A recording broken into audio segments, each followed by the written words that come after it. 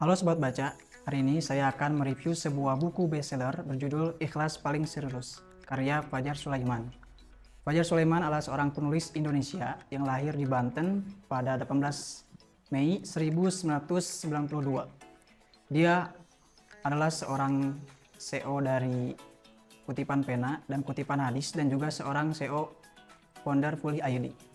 Dia memiliki kepribadian introvert dan memiliki hobi menulis, membaca, sehingga dia mendedikasikan kesehariannya dalam menulis buku. Buku Ikhlas Paling Serius adalah buku pertamanya yang terbit pada April 2021. Kemudian buku keduanya berjudul Sunyi Paling Dalam, terbit pada tahun 2022.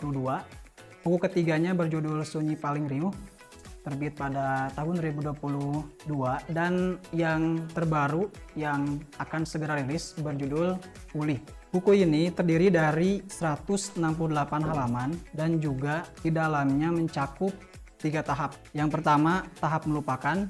Yang kedua, tahap mengikhlaskan, dan yang terakhir, akhirnya menemukan. Dalam tahap pertama, penulis diajak oleh pembaca untuk belajar melupakan seseorang yang telah singgah di hatinya dengan balutan motivasi dan quotes yang menyadarkan pembaca agar dia dapat merasakan apa arti ketenangan hidup. Kemudian pada tahap kedua, mengikhlaskan, penulis kembali menyajikan beragam motivasi kepada pembaca. Setelah melupakan, maka ia akan dituntut untuk mengikhlaskan. Mengikhlaskan merupakan suatu hal yang tidak mudah.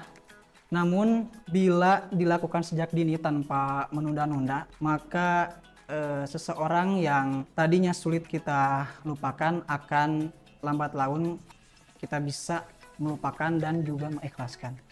Kemudian di tahap terakhirnya yaitu menemukan, seperti dalam kutipannya, pada akhirnya ikhlas itu berkaitan dengan jarakmu dan Tuhan. Semakin dekat seseorang dengan penciptanya, maka semakin mudah dia menerima segala ketetapannya.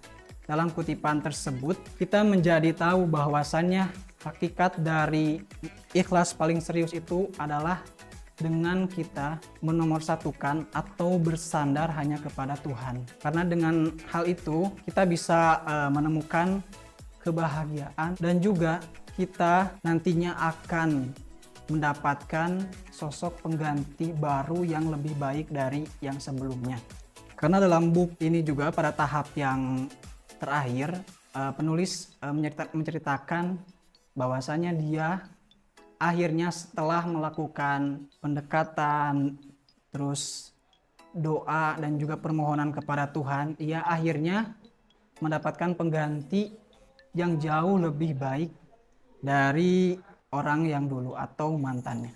Kemudian kelebihan dan kekurangan.